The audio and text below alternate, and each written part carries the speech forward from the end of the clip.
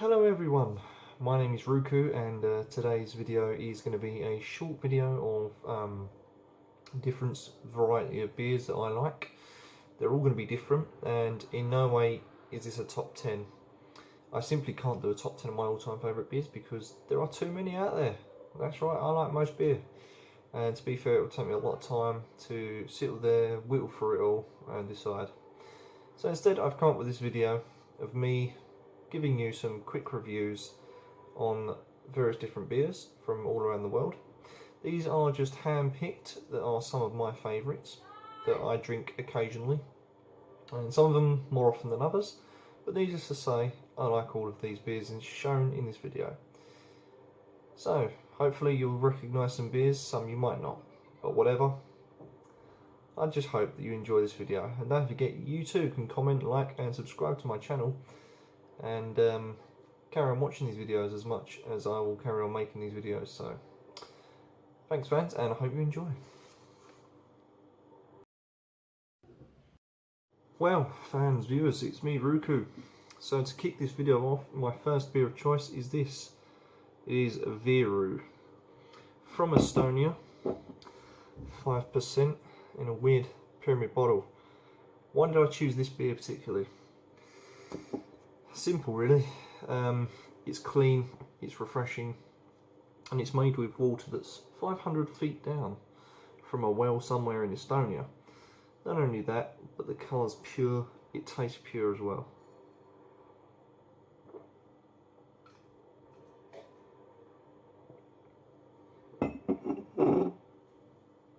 I love it a lot.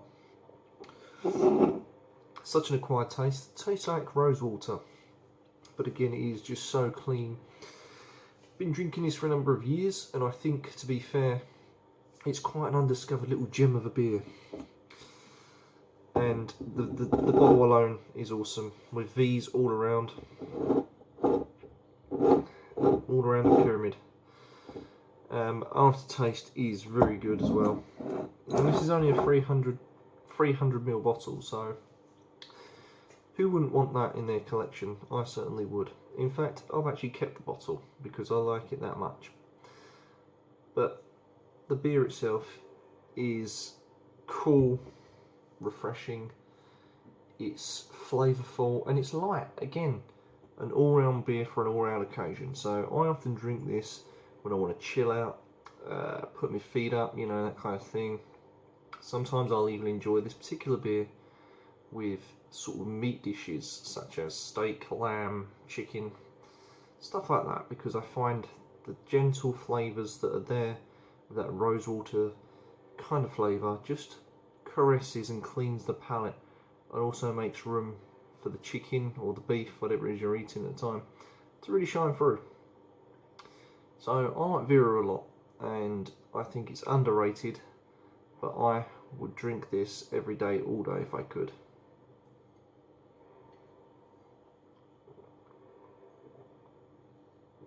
Just a great beer. What a great beer. So, Viru. Don't know what it means, and I don't care. But what I do care about is that this is one beer you can really indulge on and not have to worry about a nasty hangover in the morning. So that's why it's featured in this video, because it is just clean, it's just pure. No nasties, no chemicals, no nothing. Just pure beer at its finest.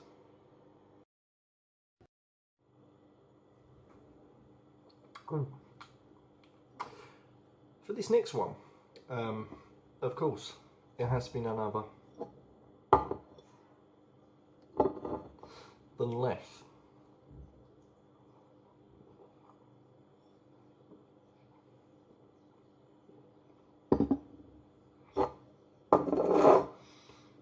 A full-bodied beer. What I love about this, I've been drinking this since 2010 when I first discovered it, and I've never looked back since. But what is it that keeps reeling me back to this particular beer? Well, it's from Belgium. It's 6.6%, and it's brewed by monks. So what more could you ask for? A beer that can be brewed without any distraction from the outside world or any sexual interaction too. Yep, that's right, those monks probably did blow their load a couple of times in the factory. After all, wouldn't you if you got bored? But, even so, this is a beer that has been brewed with many different herbs and spices, and it's those that keeps me coming back to this particular beer. It's just something that has real subtle flavours that then just come into their own. The flavours get strong, you can really taste it, and it leaves you with that herby sort of aftertaste of basil and spice, and it's just warming. There's just a warmth there as well. So when you look at leffe, what's it brewed from? Well, it's from 7 or 8 herbs and spices, and I know roughly what's in it. We are looking at bitter cherry, apple. We are also looking at clove, allspice. Don't know if I mentioned cherry, but cherry. Nutmeg. So there's a real tendency there to have these deliberate warming flavours. And in the glass that they've chosen is an oversized wine glass. What more do you want? With the Abbey that's printed on the front. That's right, you can go and visit this place. I'm just going to zoom you up. There it is. That's the Abbey that we're looking at. But what more would you want? A beer brewed by monks, all of them men, but also for every bottle of leffe you buy, I read somewhere that apparently some of the money goes towards the Abbey itself. The Abbey survived through catastrophes, through fires, floods, you name it, and yet it is still around today. Somewhere out there in the leafy suburbs of Belgium, you have the Abbey itself still producing this marvellous beer. Although rumour has it, the biggest brewers, is it ABV or whatever they're called, that produce Budweiser and stuff, they have supposedly taken this over. But what you can't take away is a couple of 1,000-year-old recipe that is still used in a fantastic beer today. What more do you want, really? Meant for relaxing and indulging on a lazy afternoon or a lazy day. Maybe you're in the bath, maybe you're in the shower and you feel like cracking open a leffe. Maybe you're sat there with some cheeses with a cheese board, munching away.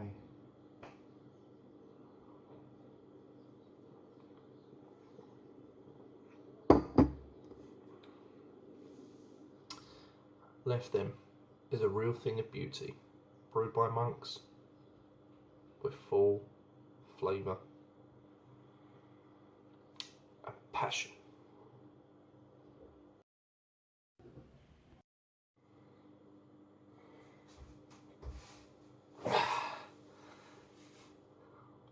Oh, you've caught me for my next beer. None other than Blue Moon. Yep, that's right, Blue Moon from America. Let me just grab myself a glass. What I love about Blue Moon is it's one of those beers that, again, full flavour, orange peel, coriander, and it's just a wheat beer as well. So again, I'm a big fan of wheat beers at the moment, and the fact that it says that it's filtered as well, with in the way of the Belgium style. As we looked at previously, love the Belgian beers.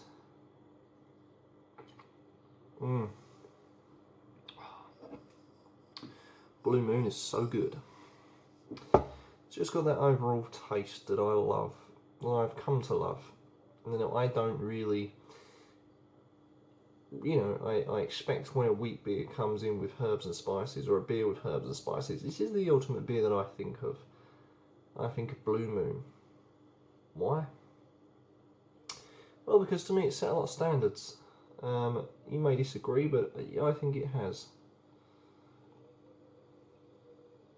I think what it has set is simply just to show you that you can have different ingredients in beer. You know, you can keep it simple, and simple's good, because that's exactly what it is. It's a simple beer with simple flavours, but yet it works perfectly. It really is a beer to be appreciated.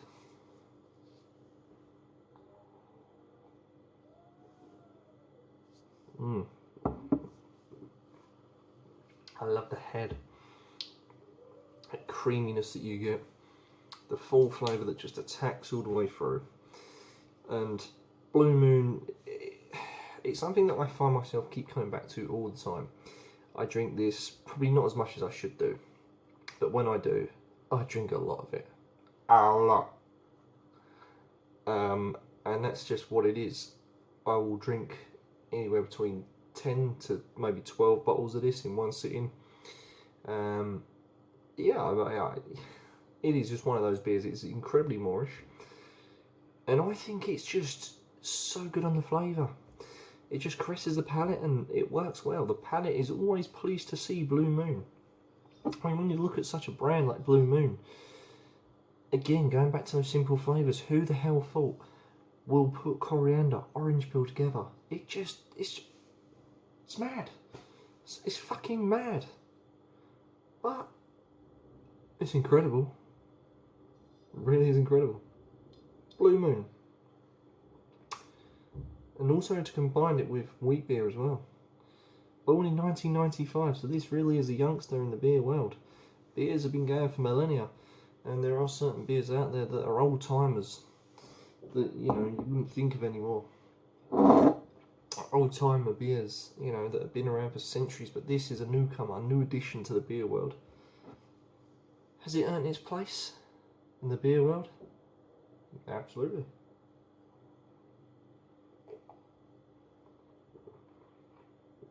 Really can't go wrong with a Blue Moon. So there you go.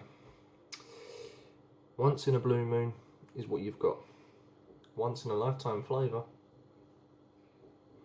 you bet your ass it is.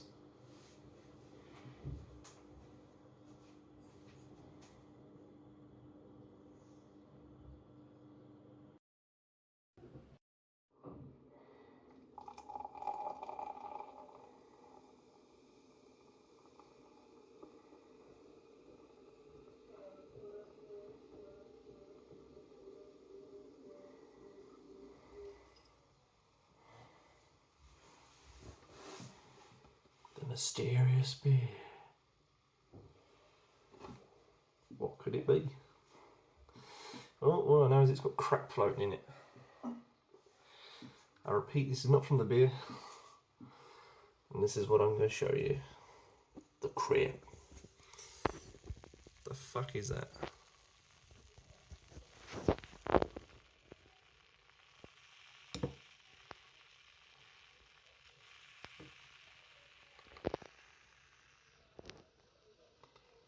What the fuck is that?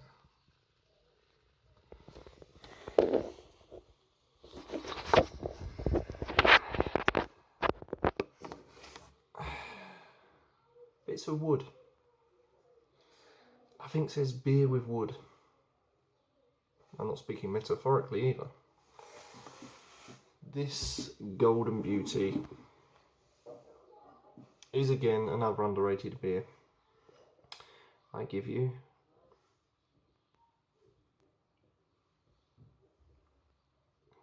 cuquena. This is a beer from Peru, and again, this is a beer that's very close to my heart indeed. Very, very close to my heart. I was drinking this, I can't even remember far back enough, but I was drinking this a very, very long time ago. And it's one of those beers that are very clean and pure, just like Viru and the rest of them. But there's something more to this beer that I really fell in love with. And to this day, I'm still not too sure what it is. But then I figured, this is a beer that I think a lot of people could get behind. So there's my dad, who only ever kind of drinks one type of beer. So he's typical Englishman, sticks to what he knows, will only drink that. And I figured, well, let's see if he wants to try some of this cuquena. And so that's how it was born. I then went to my dad and said, yo dad, you've got to try some of this. This is some good stuff. This is better than the crap you're drinking. So he looked at me and said, what the hell's that? Well, where's this from? I said, Peru. He goes, Peru, where's Peru? That's South America, isn't it? I said, yeah, that's the one. I said, trust me, Dad, try some of this. You're going to love it. You'll fall in love with this, I guarantee you will. So he took a bottle just like this off me, tried it. He had the first, his first ever bottle, which was a 330ml, just as this is. Fell in love with it, and he said to me, and I will quote, that beer will take some beating. He said, that is the bollocks. Now, for my dad to say that, you know, I'm going to be a little bit biased because he's my dad, but from a man that only ever drinks one beer, or two beers at the most, which is Foster's and Carlsberg Export, for him to say that this is better than those, that's saying something.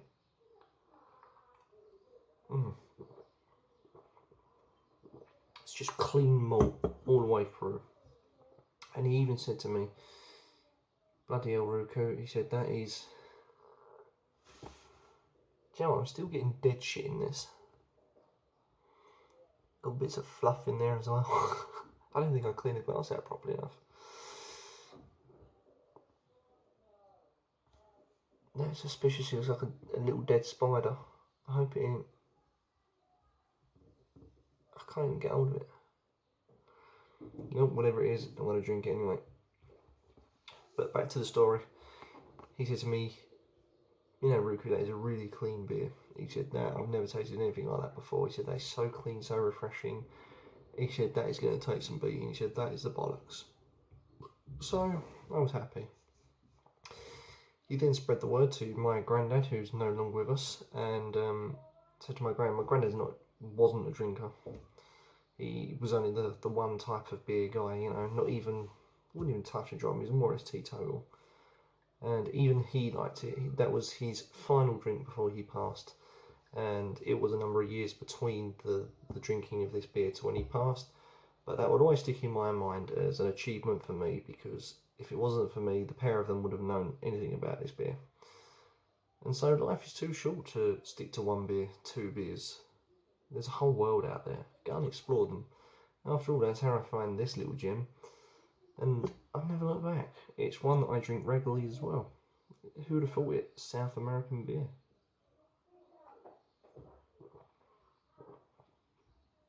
It really is just 100% malt. It's clean, refreshing.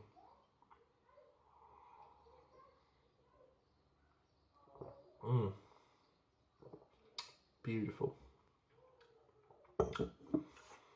Light as well, very light. So, there you go. The South American beer that is cuquena, or cuquena, depending on how you pronounce it, but I do believe it's cuquena. It will always have a special place in my heart, and also, I think, a lot of places in all of your hearts as well. Because if you don't like this, you need your fucking head testing. But I like it anyway, regardless of what you haters say. It's decent beer. So, I'm going to sign off now for these short videos. But thanks for watching anyway, and don't forget, like, comment and subscribe.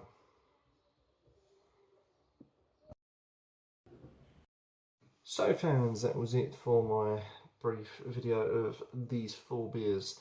These are 4 of some of my favourite beers. They're not in my top 10, well some of them are, but I can't have a top 10 as I said. So the aim of this video was to show you, you know, what some of these are all about and why I personally like these beers. Not a review, but just why I personally like them. So let's just recap. Leffe. Strong, powerful, spicy flavours.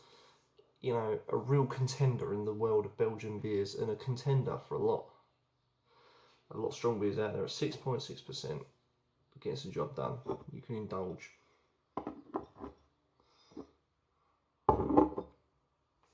Blue Moon, a spicy wheat beer that's creamy with a head. A newcomer in the world of modern day beers, but yet unmistakably Moorish smooth.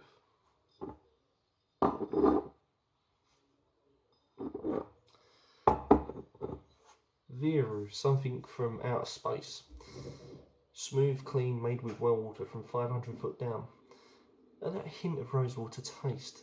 Just refreshing, palate cleansing, space age weirdness. Well done, Estonia.